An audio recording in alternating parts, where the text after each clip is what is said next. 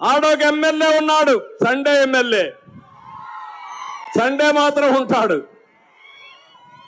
ఆయన మొత్తం నంద్యాలంతా అయిందే. నేషనల్ హైవే మీద మీరు చూశారు, అక్కడ ఇష్టానుసారంగా నంద్యాల జమ్మలమడుగు నేషనల్ హైవేలో 167 అష్ట వంకర్లు తిప్పి రోడ్డంతా ఆయన రేట్లు పెంచుకున్నాడు. ఆయన ఒక ఎమ్మెల్యే. ఇంకొక ఆయన ఉన్నాడు పాండ్యంలో. ఆయన పెద్ద గొప్ప నాయకుడు, కరప్షన్ కింగ్. ఆయన మామూలు కాదు, ఎవరన్నా మాట్లాడితే ఇంకా వాళ్ళ కథే లేదు.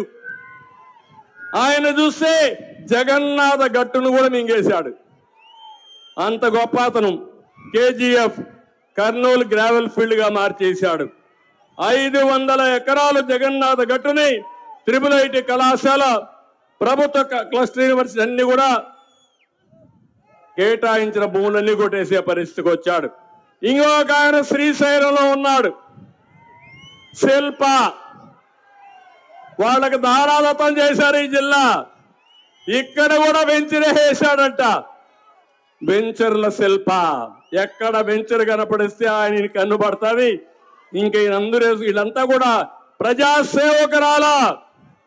మిమ్మల్ని దోచుకోవడానికి వచ్చారు, మీ అవకాశాలు కొల్లగొనడానికి వచ్చారు తప్ప మీకు న్యాయం చేయడానికి కాదని మరొకసారి తెలియజేస్తున్నా.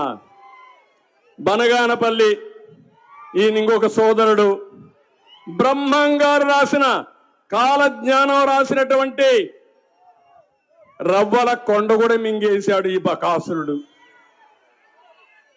ఏమనాల తమ్ముళ్ళు వీళ్ళందరినీ? ఇంకో బాగా పాపం నంది కొట్టుకోరు, అమాయకుడు. ఆయన ఎమ్మెల్యే, చిల్లర కొట్లే కొట్టుంటాడు. కానీ అక్కడ ఒక ఆయన ఉన్నాడు, పెద్ద హీరో. ఆయన రాష్ట్రం అంతా ఏదైనా చేస్తానంటాడు. నేను అడుగుతున్నా, ఆయనకి మాత్రం ఎమ్మెల్యే సీట్ ఇవ్వనున్నారు. ఈ 6 మంది కథ ఏంటి? ఈ 6 మంది ఎమ్మెల్యేలకు అర్హులా అని మిమ్మల్ని అడుగుతున్నా. అవినీతి పరులు అవునా కాదా అని మిమ్మల్ని అడుగుతున్నా. ప్రజల్ని దోచుకున్నారా లేదా అని మిమ్మల్ని అడుగుతున్నా. సమాధానం ఉందా తమ్ముళ్ళు? చెప్పే ధైర్యం ఉందా అని అడుగుతున్నా. ఇంకొక ఆయన డోన్లో ఉన్నాడు, బుగ్గన, పెట్ట కథల మంత్రి. మాట్లాడితే కమ్మగా మాటలు చెప్తాడు. చేసే పాత్రం నాగభూషణం స్టైల్లో. సినిమాల్లో ఉండేవాడు జ్ఞాపకం ఉన్నా నాగభూషణం. కమ్మగా మాట్లాడి చేయాల్సిందో చేసేవాడు. ఆ కోవకు చెందినటువంటి బుగ్గన, వీళ్ళు మనకు మంత్రులు.